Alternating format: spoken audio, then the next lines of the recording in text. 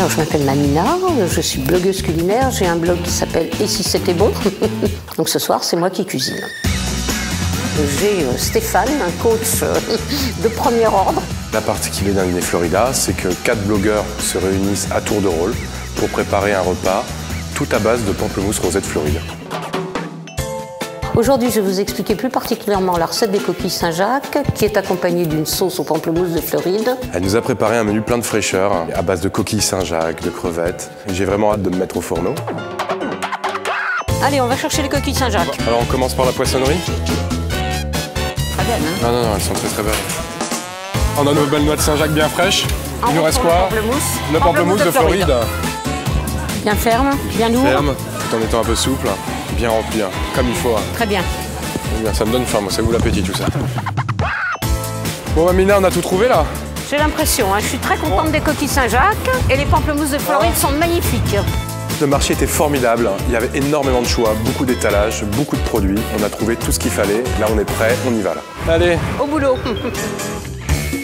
Alors Mamina, qu'est-ce qu'on va préparer de bon?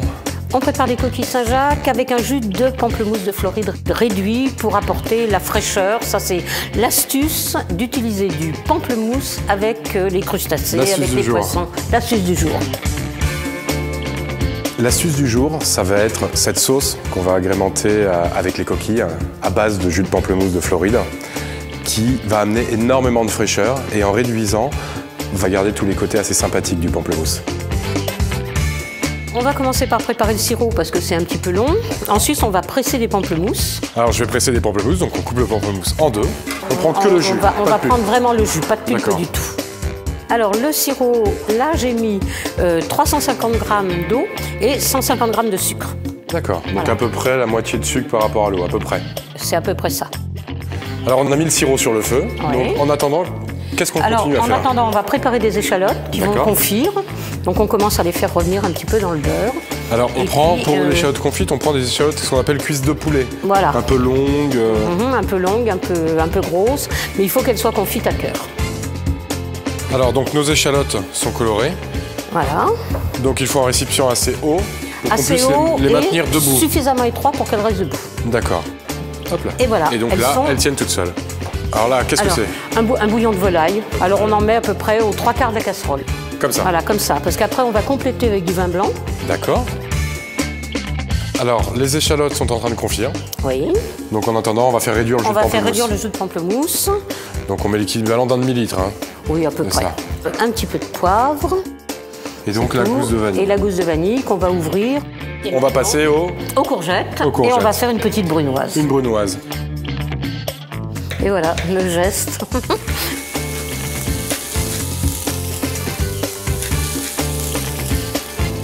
On a terminé la cuisson des courgettes. On les a laissées fondantes à l'extérieur et encore un peu croquantes à l'intérieur.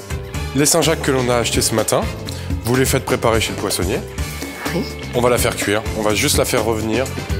Sur les deux faces. Une petite minute de chaque côté à peine pour qu'elle ne soit pas trop cuite. Et on assaisonnera juste après la cuisson. Voilà, il faut qu'elle reste à l'intérieur un peu translucide. Voilà, exactement.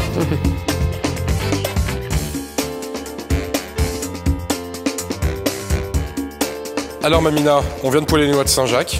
Oui, moi pendant que tu poêlais les noix, j'ai préparé la sauce. Alors explique-nous. J'ai rajouté mon sirop dans la réduction de pamplemousse. Je l'ai fait réduire à nouveau. Et puis j'ai mis un tout petit peu de beurre pour apporter de la brillance. D'accord. Voilà, c'est tout. Donc on va passer au dressage. On dresse l'assiette. Alors les étapes principales de cette recette, on a commencé par confire les échalotes. Oui. On a fait réduire le jus de pamplemousse de Floride. D'accord. Ensuite, on a fait la brunoise de courgettes juste saisie. Voilà. Après, on a saisi les Saint-Jacques. D'accord. Et on a mis un cordon de sauce. Ah, peut-être que les invités vont être surpris parce qu'effectivement, c'est un peu inhabituel. Réponse ce soir, on va voir leur tête.